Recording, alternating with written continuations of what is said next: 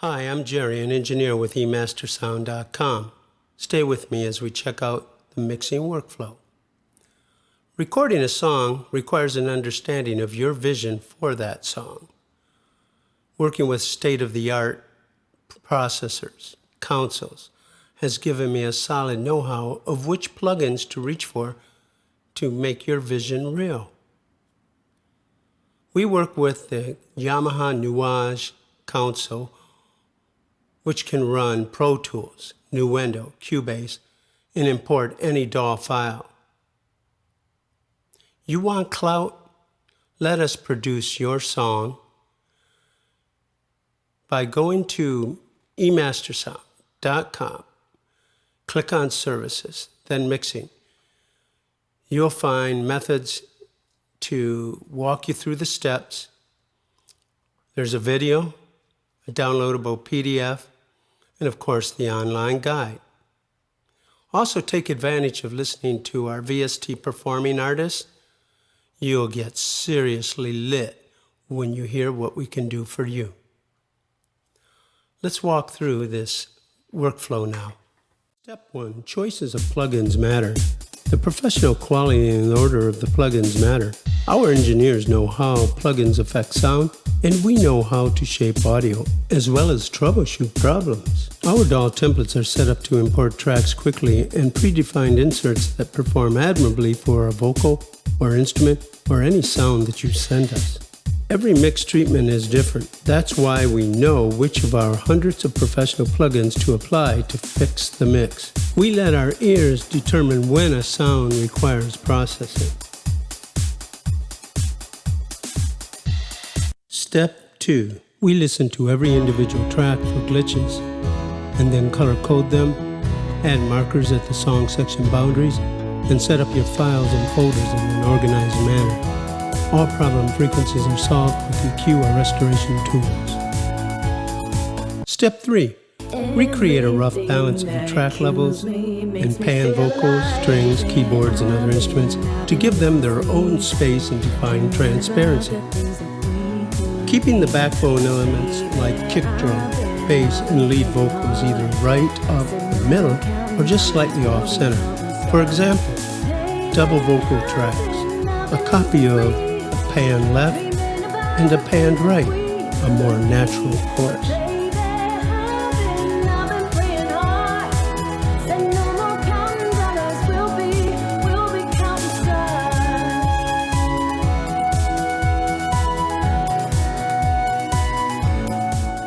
Step 4. Sound you're going for. Having an idea of the kind of sound you're going for is accomplished by listening to the reference song you provided. This gives us a sense of direction, a similar type song of related content to guide our engineers. We use Metric AB by Plugin Alliance to compare your reference song to the mix to ensure the mixdown sounds like you expected. I've been praying hard. Said no more counting dollars, we'll be counting stars. Step 5. EQ tone shaping. Deductive EQ when needed, subtle, and cut rather than boost whenever possible. To help keep your mix from being muddy, we use a high-pass filter to roll off unnecessary low frequencies. Our engineers work with equalization magic on the mid or side channels in a stereo signal, as well as left-right channel processing. We get truly surgical with your stereo frequency shaping on a band-by-band basis.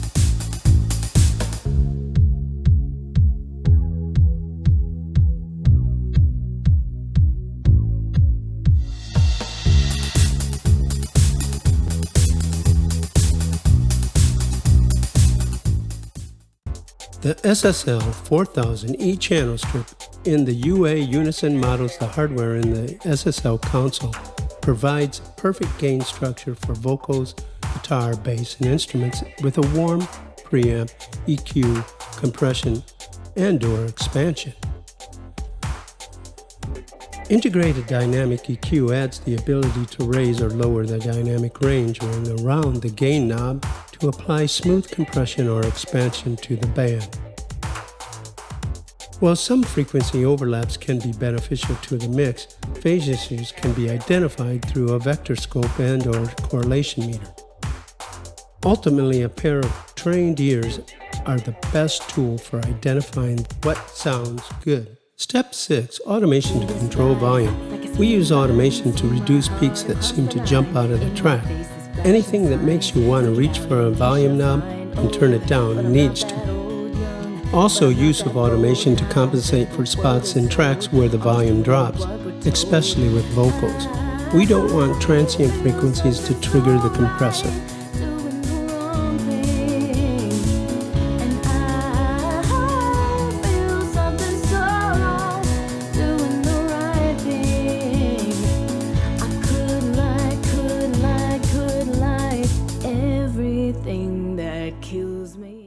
Step 7.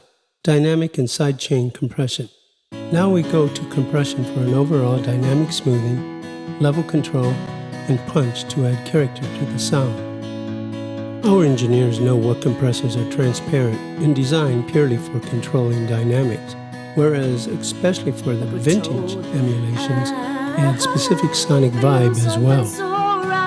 The reason for compressing after EQing is because the frequency changes you make when you EQ, especially on the low end, can affect the way the compressor reacts to the signal. Some compressors are great on instruments as well as on the bus.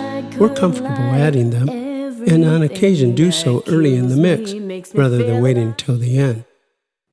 Compression is an art that takes many years to fully grasp and utilize properly. Experimenting with different compressors and manipulating their settings is the best way to learn how they work. The magic of sidechain compression reduces the level of the audio signal based off the external input. Sidechain compression can be used to make space for competing elements, such as kick drum playing at the same time as the bass line. The compressor will duck the sub out of the way when the kick drum plays. Sidechain compression can intelligently make elements flow with the groove of the track, or be used for extreme settings to infuse rhythms of otherwise static and sustained elements.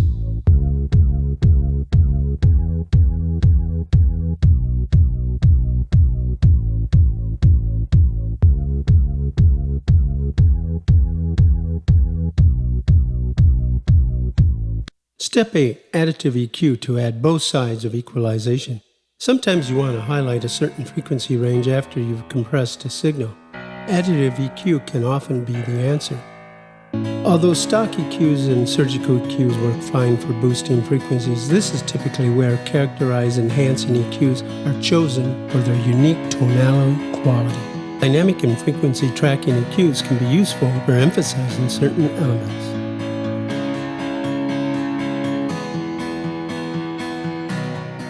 Step 9. Effects. We use subgroup sends to reverb, delay, and other special processing effect channels, and then control the level of the effects in the mix. Dry tracks sound more in your face, while wetter ones tend to recede into the back of the mix. Effects create ambience, a sense of space for all of the elements of the soundtrack to bond and meld. The ideal dynamic range and frequency balance with effects is the icing on the cake. Sweet. Be creative and trust your ears. Take that money, watch it burn. Sink in the river, the lessons I learned. Take that money, watch it burn. Sink in the river, the lessons I've learned. Take that money, watch it burn. Sink in the river, the lessons I've learned. Take that money, watch it burn. Sink in the river, the lessons I've learned. Everything that kills me makes me feel alive. Step 10. Compressor and limiter on the bus. Our engineers use limiters to ensure a signal doesn't exceed digital maximum amplitude, that's 0 dB, and for setting output level gains. This includes limiting the groups or buses as well as the master track. Limiting groups with gentle gain reduction, so only the loudest passages of your song trigger the limiter. This will help tighten up your groups and make mixing the levels of groups glue together reasonably easy. Cascading compressors for some instruments and vocals gently pulls down the peaks first, then the next compressor to slow tube the tone while charming the event up front. river, the lessons I've learned, everything that kills me makes me feel alive. Step 11. Saturation of analog tape. What is the end game? Thickening, gluing tracks together, or a nostalgic sound? We know saturation applies a combination of tube or tape distortion and compression. Applying saturation can help generate additional harmonics within certain frequency ranges. Saturation works well on buses to help glue sound together, and it can also make sound appear louder. Tape recorder plugins for a select sound can provide the analog polish to your music, turning songs into albums. Analog tape faithfully captures the unique dynamics, colorful frequency response, and tape saturation of original nostalgic hardware from the 60s through the 70s. Take that money, watch it burn. Sink in the river, the lessons I've learned. Everything that kills me makes me feel alive. Step 12. A-B the mix. Our engineers A-B the mix with a reference song that you provide. We listen to both at the same volume. See how your mix stacks up. If we notice a big difference, like your bass is way louder than the reference, then we adjust yours to match. Doing this kind of A-Bing is also compensating for weirdness in the room acoustics. A great tool for A-Bing is Plugin Alliance Metric A-B.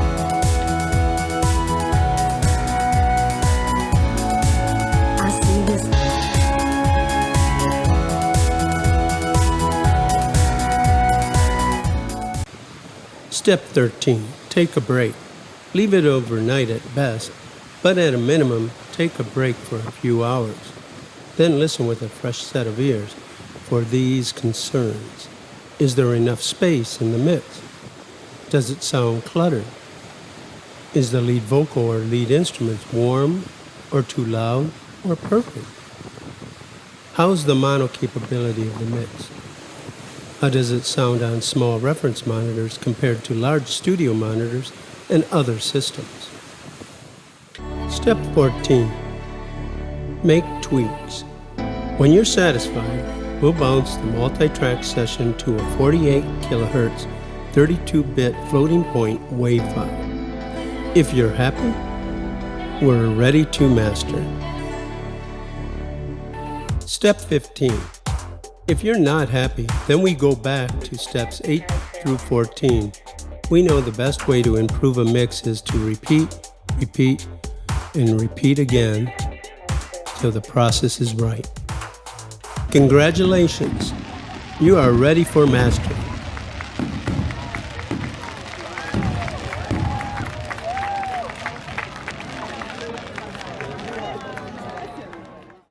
As you see, mixing with eMasterSound.com is a good decision for a professional sound. If you feel this video was helpful, feel free to like this video and subscribe to the channel. Thank you.